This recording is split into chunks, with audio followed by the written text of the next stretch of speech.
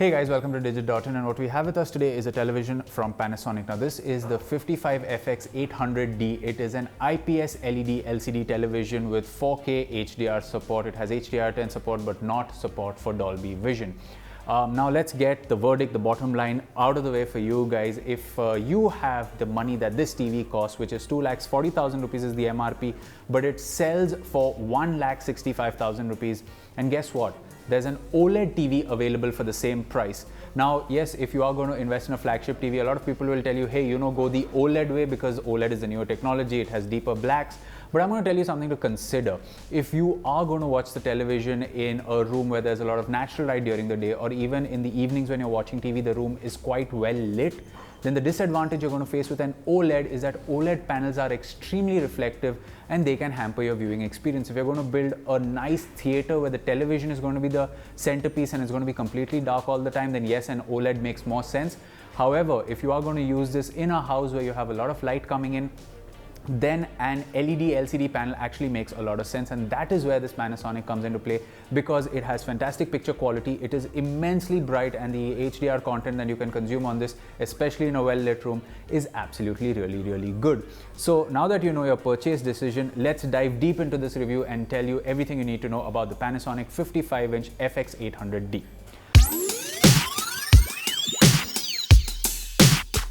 When you talk about the build of this television, it is built like a tank. It is by far one of the best built flagship televisions that we have seen in the Digit Test Labs in quite a while.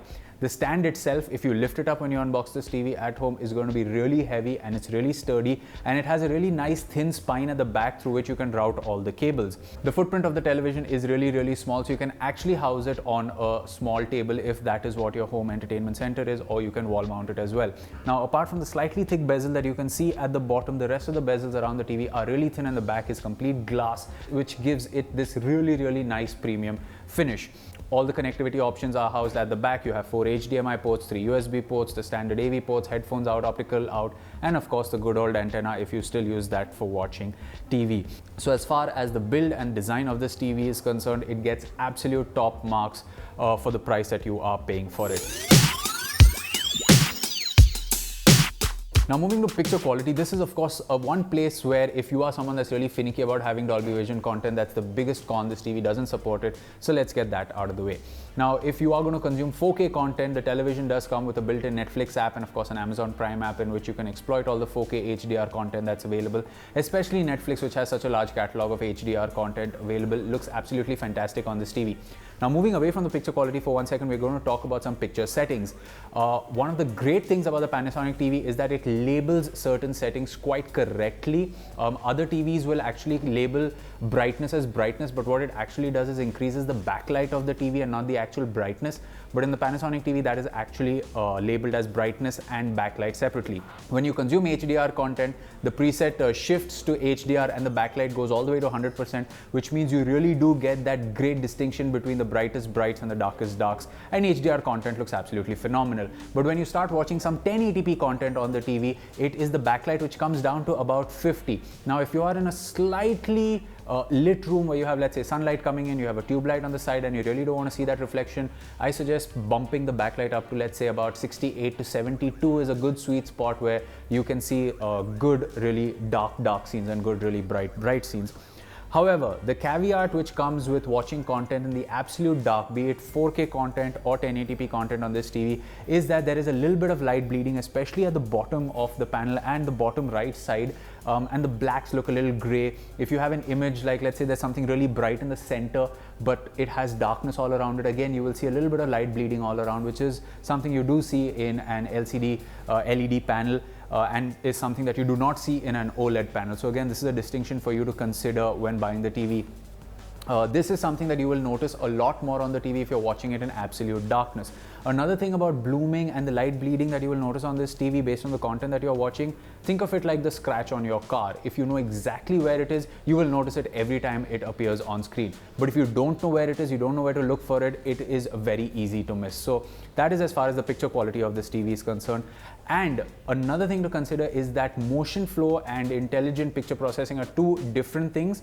And if you want to get rid of that really nice smooth thing which can get annoying, especially if you're watching a movie, it is under under a different preset and not under the motion flow setting. So that is another thing to keep in mind. Now when it comes to gaming, again, pump the backlight to the maximum. That's what we did. We played a game like Doom and Forza Horizon 4 on the Xbox One X on this TV, and it looked absolutely great. Again, gaming is something that you're going to do for long durations at an end, so you will need a room which has some light so you don't get your eyes to hurt and don't get a headache. So that is where this TV actually makes more sense, because you get pretty good looking blacks in a well-lit environment. However, like I said again, if you are going to have a completely dark room for gaming and the only light source you have is a really nice backlight behind the TV, then of course OLED is the way to go.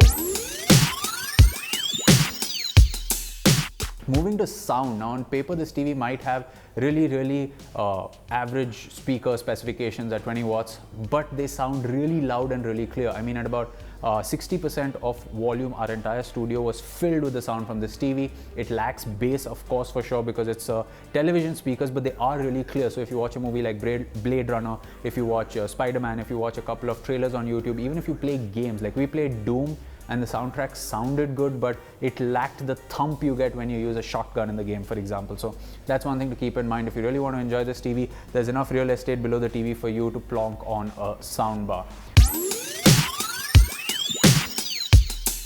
Now, moving on to the user interface. Now, this is where the television is kind of a hit and miss based on how you like your user interface. The remote control, which is a pretty standard remote control that we've seen on a lot of Panasonic TVs, is what you get. I mean, there is no voice control button on it, for example. It is as traditional as the remote you get with the Sony flagship OLED or LED TVs, and it just gets the job done. So yeah, if you're someone that wants to use voice controls, it's not a part of the remote. However, you can actually link your smart speaker to the TV to have voice enabled controls, which is nice. It also has a really easy Bluetooth pairing where either you want to send audio to the TV to use the TV speakers, or if you want to send audio from the TV to a pair of Bluetooth headphones or Bluetooth speakers, it's really easy to do that. So that's really nice about this TV.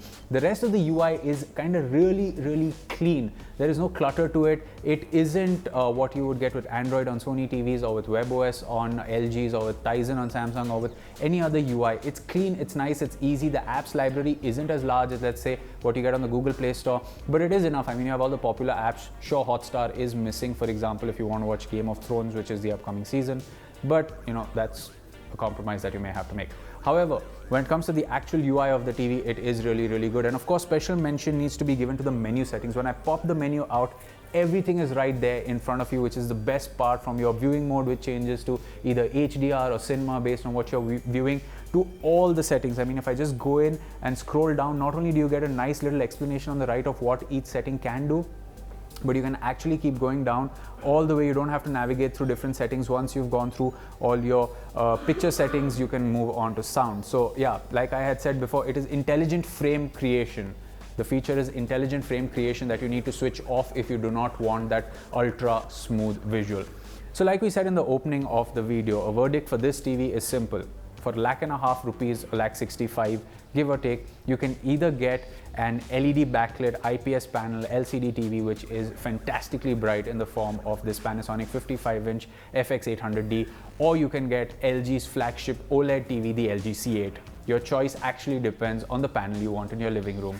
So there you have it, guys. That was our review of this Panasonic television. As always, you can let us know what you thought of this in the comment section below. And for more videos like this one, you can subscribe to our channel. We will catch you in another video. It's goodbye for now.